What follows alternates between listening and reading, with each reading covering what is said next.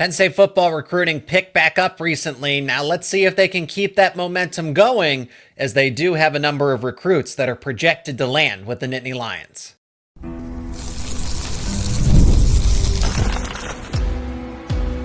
You are Locked On Nittany Lions, your daily podcast on the Penn State Nittany Lions. Part of the Locked On Podcast Network, your team every day. You are locked on to Penn State football and Penn State football recruiting. Thank you so much for making Locked On Nittany Lions your first listen and watch every single day, the #1 Penn State sports podcast out there. My name is Zach Seyko, and I'm your host of the show. He is Dylan Callaghan-Croley, editor over at Penn State Rivals, HappyValleyInsider.com. And we are talking, yes, Penn State football recruiting, the recruits that they are most likely to land, but is it a safe bet that they're going to be able to secure all of them? Are there any the big splash? That's what everybody's looking for. We're going to talk about the Immanuel Iheanachos of this recruiting class, the Carter Meadows that Penn State is certainly targeting, but it's more of a long shot. So do those efforts pay off? And then 2027's off to a hot start, so we'll continue to pick up with Kemon Spell and Khalil Taylor, who will certainly project to be 5 stars when all's said and done. Okay, Dylan. Penn State, there's a number of future casts over at Penn State Rivals. Penn State's at least projected, or at least in a favorable spot to land some prospects along the lines of a Brian Harris, for example, or a Jackson Samuels Ford, a Carter Scruggs. I mean, these are quality 4 stars. Luke Wayful is somebody that people are going to be very familiar with. A lot of players that are on the offensive and defensive line. Who would you say is the most likely to land with Penn State? So I have a couple, and I don't have one in for Luke Wayful, but right now I would have to say that he is at probably the top of the list of the guys that I would be pretty close to a future caster right now. I don't think I have, just because he is such a highly touted recruit. There's a lot of big names in there, but you add the Owen Wayful part of this. His older brother that was at Michigan. Yeah, that's at Michigan, now at Penn State. They've been quite open about that, the possibility of playing with each other at the college level is an intriguing aspect to him. He talks highly of Penn State anytime he gets a chance to. New Jersey kid where Penn State's been recruiting very highly over the last few years. So I think the chances of them landing away full is pretty high. I'm probably getting close to a future cast there, just not yet. Of the guys that I future casted, I think I feel best about DePaul Catholic offensive tackle Marlon Bright. Okay. A kid who shows up on campus quite a bit, just on campus this weekend. I think we now have him in there for 7 or 8 visits, has an official visit scheduled. Just a guy that anytime we talk to him, always has high things to say about Penn State. Phil Troutwine, he's very high on Penn State's board. It's a recruitment that you look at the other offers that are contenders right now: Florida State, Illinois, North Carolina, Stanford, Syracuse, Tennessee, Texas A&M. Definitely a solid list of competition, but a recruitment that I think Penn State should absolutely, win right now, based off all the intel we've received about Marlon Bright, and then just talking to him about what he said about Penn State. So those are 2 guys I really like where Penn State stands for right now. One that I have future cast in Bright, one that I haven't future casted yet in Wayful, but definitely the signs are pointing positively for Penn State on both of those recruits. Tell me more about Carter Scruggs and Jackson Samuels Ford. Those are 2, again, offensive and defensive line, respectively. Carter, now Samuels Ford is listed as an athlete, but I think he projects very well as a defensive end, unless you can speak to it otherwise. But no, Carter Scruggs, like Marlon Bright, a lot of upside as an offensive tackle. I think Luke Wayful, certainly of the ones that are projected to most likely land with Penn State, is of the highest priority because he's #1 in the state of New Jersey, as you mentioned. This guy could be the potential says All-America defensive end. I know those are lofty expectations for someone that's going into his senior season there, but back to Scruggs and Samuels Ford, what can they provide to a Penn State class of 2026? Yeah, no, both guys would obviously be huge additions. On Scruggs, this is kind of where, sometimes going early on these future casts could kind of be a little bit of a catch-22. Scruggs, I think it's well known for a long time. Penn State was at the top, one of the leaders in this recruitment, still is one of the leaders in this recruitment. But he was very high on Penn State, was visiting a ton. It seemed like Penn State was going to eventually get that done. And maybe they still will. But over the last few months, Clemson, Georgia, Michigan have all kind of, identified themselves as other major contenders for Scruggs. And this is a recruitment that's going to be a really tight one down to the end now. I think Clemson and Georgia are the two schools I'd be watching the most if it's not Penn State for Scruggs. Can't obviously rule out Michigan with their history on the offensive line, but Georgia and Clemson, two Southern schools. Scruggs, a Virginia kid, so not too far for outside of Michigan. All three of these schools are pretty close to him in the grand scheme of things. But Clemson and Georgia both making strong pushes there. I know Georgia, he's developed a pretty good relationship with offensive line coach Matt Luke there, so that'll be definitely something to watch with him. Not as confident as I once was with Scruggs, okay. But we'll see how that one goes. Jackson Samuels Ford, quiet kid, so don't really get much out of him. Has official visits to Stanford, Wisconsin, Penn State, USC, Michigan. High academics kid, as you can tell by those schools. What's going to be interesting here is I think, he has a Stanford visit coming up here at the end of the month. I don't know if that visit's still on after, the coaching change there over in Palo Alto. Andrew Luck, man.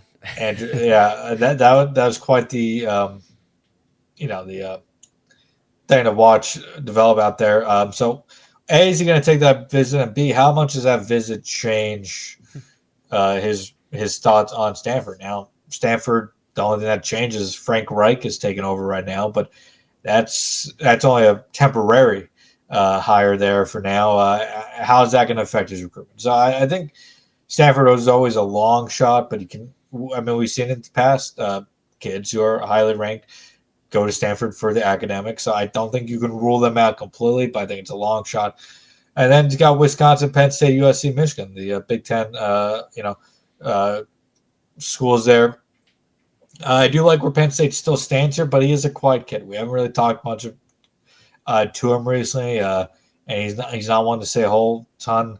I know Michigan has been standing out to him quite a bit in his recruitment, but really don't have much new intel on this one or the last couple months.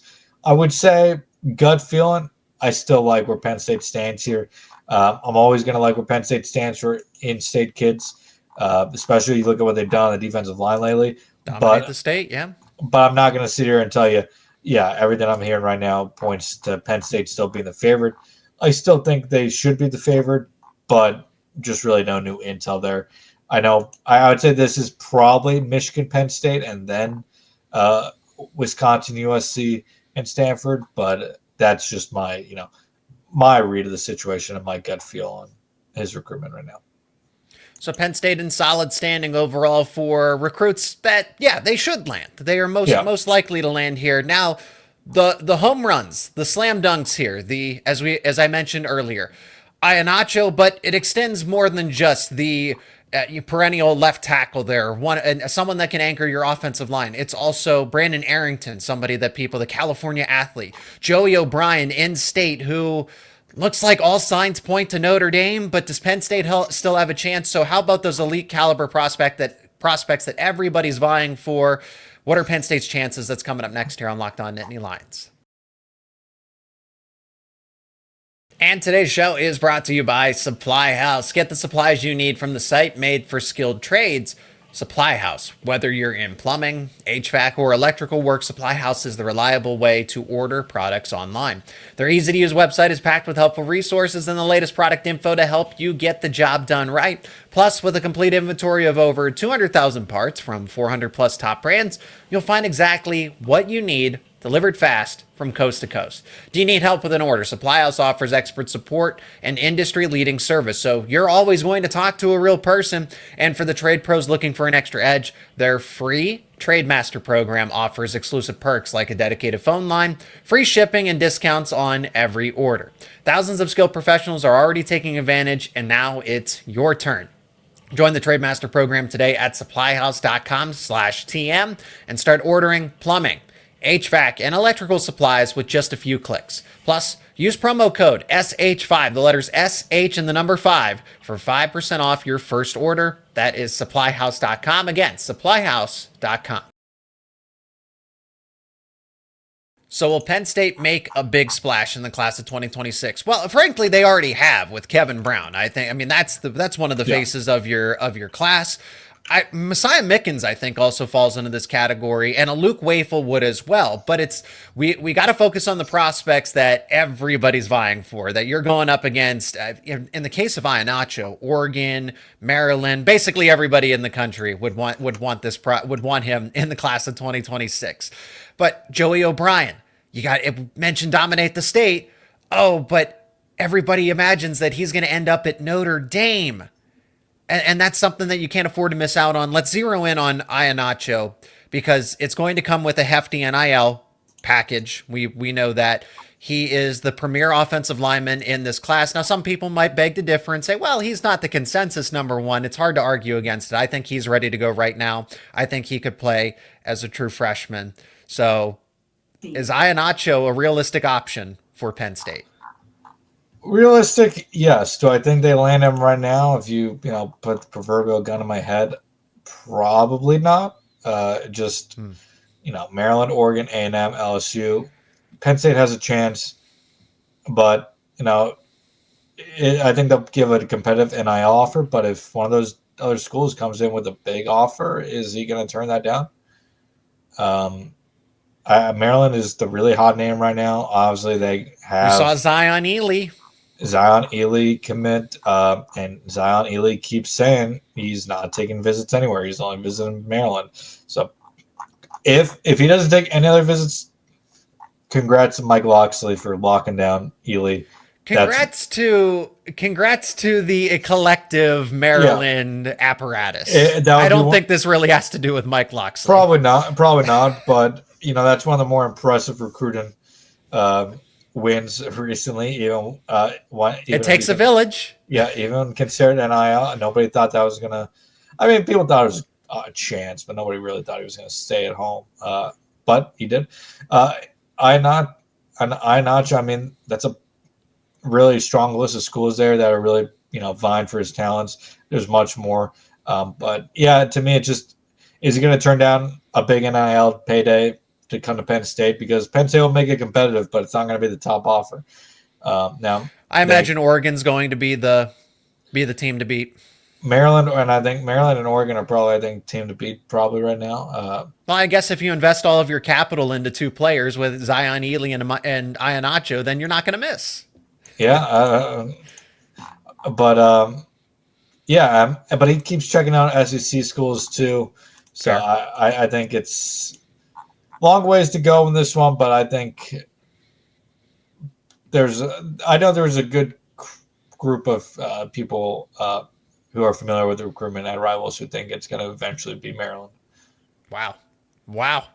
All right. So all the resources go to, like I said, Zion Ely and Immanuel Iheanacho, but you get the perennial 5-star prospects in this 2026 class. He's only 15 minutes down the road from College Park. I mean, we talk about Penn State dominating the state of Pennsylvania. That is that exception or that precedent should be able to extend to these other schools. Let me say this though. That's, if he makes a decision in June, which if he does, cool. But same thing with Ely. I'm going to be interested to see what happens if/when Maryland goes 3-9 this season.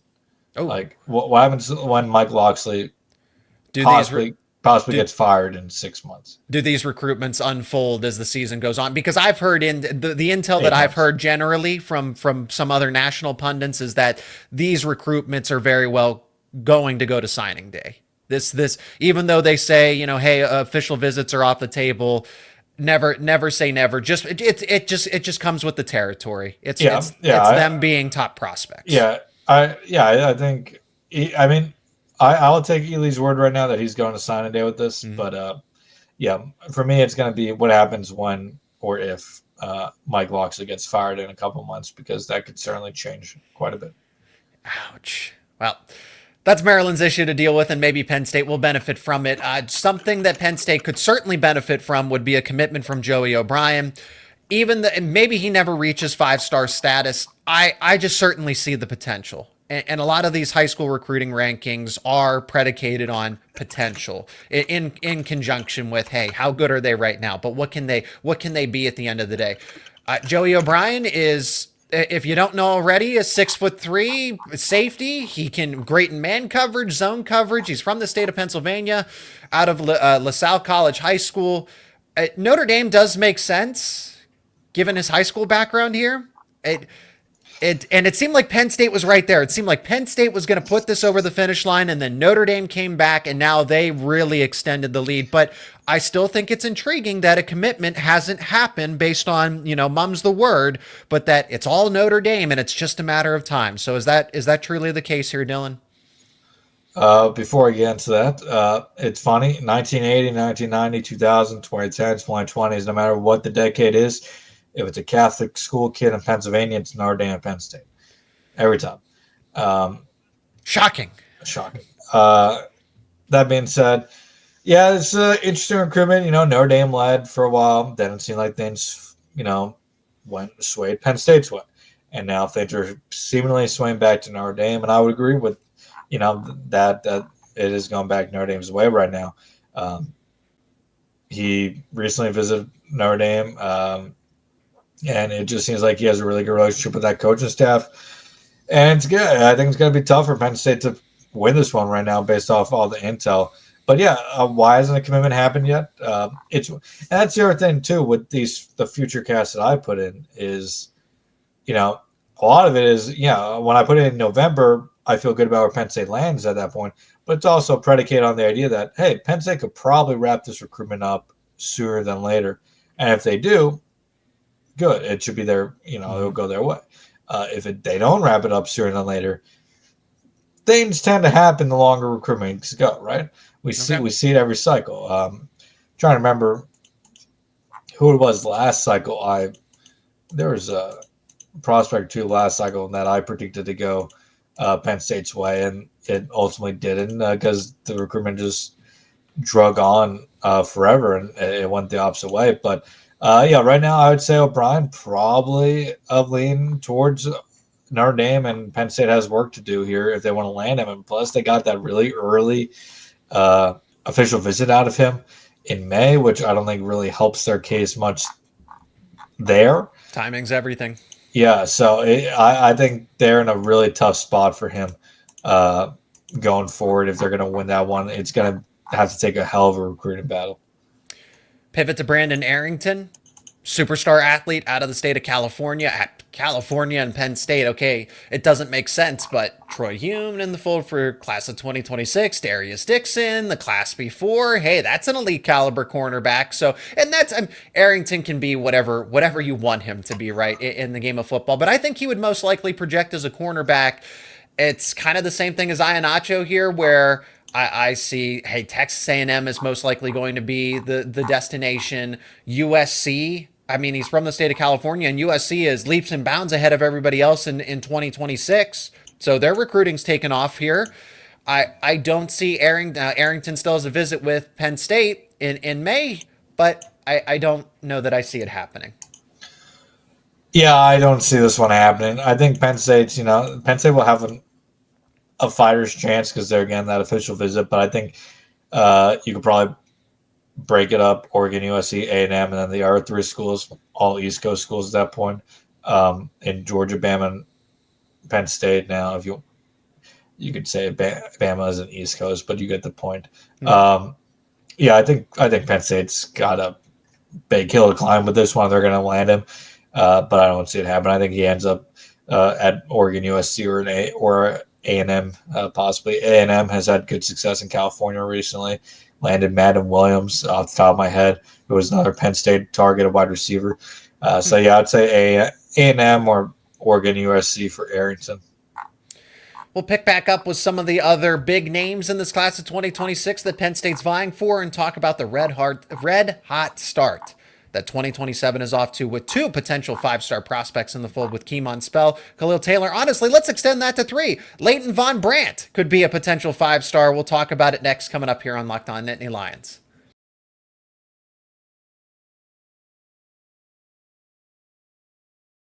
Penn State has their sights set on adding at least another wide receiver and an elite one at that. Messiah Hampton to go along with the likes of Jasir Rogers and LeVar Keys in the class of 2026. It would have been nice if they had kept Jaquaden Guilford, but that's the past. It happens.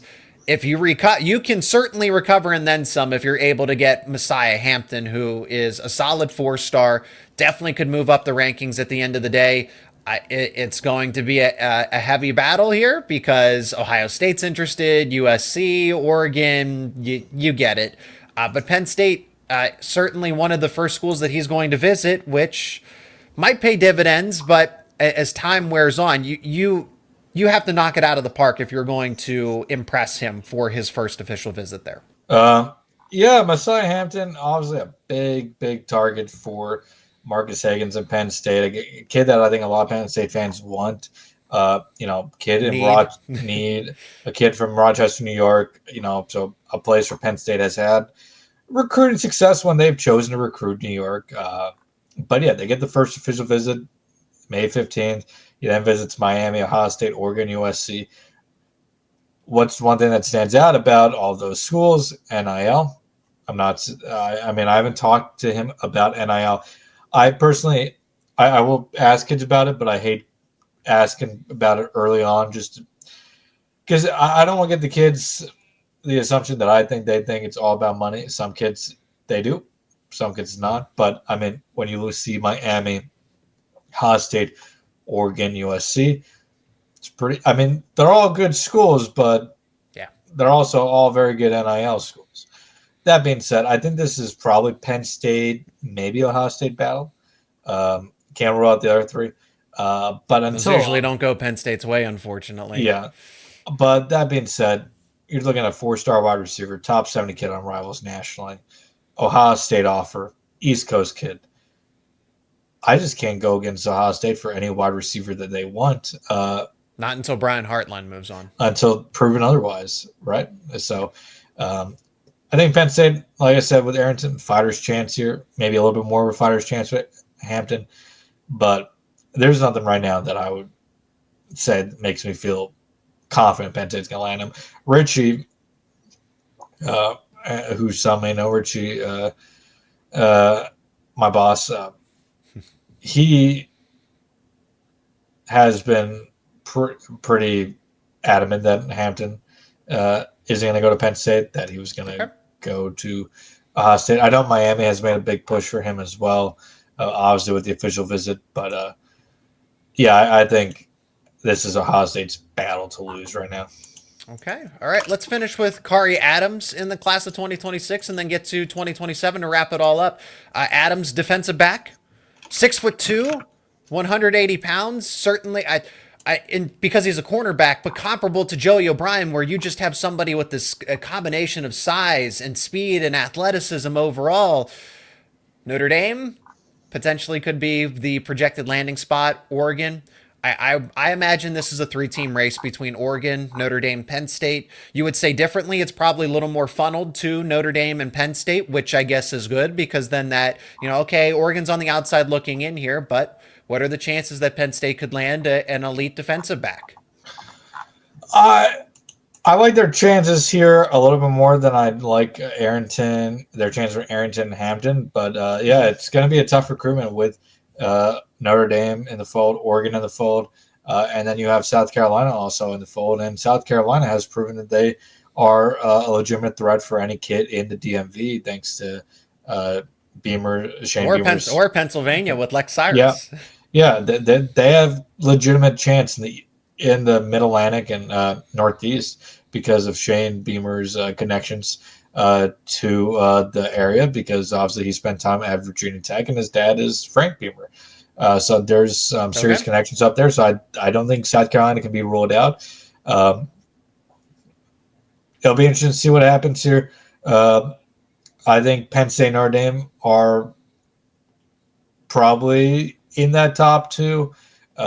Oregon, I think, is right there, probably right behind them. We saw Oregon come out last year and win that Brandon Finney battle. Now, sometimes there's, other interests in these recruitments as well that, a factor into his decisions, and we'll see if that happens here like he did with Finney. But right now, I'd say it's probably, going to be a 3-team battle between those three, Notre Dame, Penn State, and Oregon, and then South Carolina kind of a lurking 4th team who can't be ruled out, but probably not. I probably would not list as a likely landing spot, though. I think the other three are probably pretty even right now. Let's jump to the future. Class of 2027, off to a phenomenal start. Couldn't be a better start, honestly, in my opinion, when you have potentially a top 10 player in the nation overall in Kemon Spell. I am confident that both he and Khalil Taylor, the new recent wide receiver commit, can be 5 stars across the board, the consensus, when you go through all of it. Leighton Von Brandt certainly has the confidence, certainly has the potential to live up to that 5-star status. So Penn State right now, by doing this, Dylan, this early in the class of 2027, what it does is it creates a domino effect where 2027 will begin to take care of itself, because you have other high school prospects are going to want to play alongside an elite running back, an elite wide receiver, have an elite offensive tackle block for you. So the offense, I mean, we are seeing the future of an elite offense being built right in front of our eyes. I know that's so far out. Yes, could they decommit? Absolutely. But I don't think they would commit this early in the cycle if they weren't bought in all the way into Penn State. Correct. I think anytime we talk to kids these days, it's about how elite Penn State's program is, the culture. You go there, that this feels like a program that is competing for national championships, which is true. That's true. Yeah. That being said, I want Penn State fans to be excited about the potential of the 2027 class, because yes, it can be special, but we would be lying if we said we weren't sitting here this time last year about saying the same thing about 2026 class, which it still can be, but the 2026 class is not going to be, the top 5 class that it probably once looked like could. And similar could have maybe been said about the 2025 class. That's so long ago at this point, but my general point is, or maybe it was 2024, but my general point is this year, Penn State's got off to a really good start. There's a chance that it keeps rolling here. How do they keep the momentum rolling throughout an entire cycle? Because that's been the big problem the last couple of cycles, is they get off these hot starts, and then like in 2026, it kind of hit a wall here the last few months, right? It's still getting commitments, but the guys you were once training for that are highly ranked are now training elsewhere. You may lose a guy like Joey O'Brien to Notre Dame. It's just gonna. How can they continue this 2027 momentum going forward is going to be very interesting to me. Can they keep it up through an entire cycle? That being said, what they have done so far is phenomenal. You look at who else they're also sitting well with in the 2027 class, and I think this has a chance to be a really, really good cycle for Penn State. They have 3 commitments, like you said. They're trending well for another in-state kid, Matthew Gregory already. Definitely a class to get excited about, but a long time till signing day, and I need to see them continue that momentum, like I said, throughout. Doesn't have to be an entire cycle, but gotta keep the train, on the tracks. Gotta keep the momentum going, because that's how that's what separates top 5 cycles from top 5 classes from top 10 classes. So that'll be what I'll be watching for in this cycle. But definitely a great start for Penn State with those 3. They're in a good spot, like I said, for Matthew Gregory, for Maxwell Hiller. I'm just going through the list here of guys in our top 250. So not every guy that they're in a good spot for, but just names that are popping out to me so far. That's going to do it for this edition of Locked On Nittany Lions. Thank you, as always, for checking out the show. He is Dylan Callaghan-Croley, editor over for Penn State Rivals, HappyValleyInsider.com. Links to his work will be down in the description. I encourage you to go check them out. Let us know your thoughts down in the comments section. As always, if you are new, subscribe to the YouTube channel and wherever you get your podcast. Dylan, thank you, as always, so much for the time, great conversation, and the insight to some Penn State football recruiting. No problem, Zach. Thanks for having me back. Looking forward to the next time.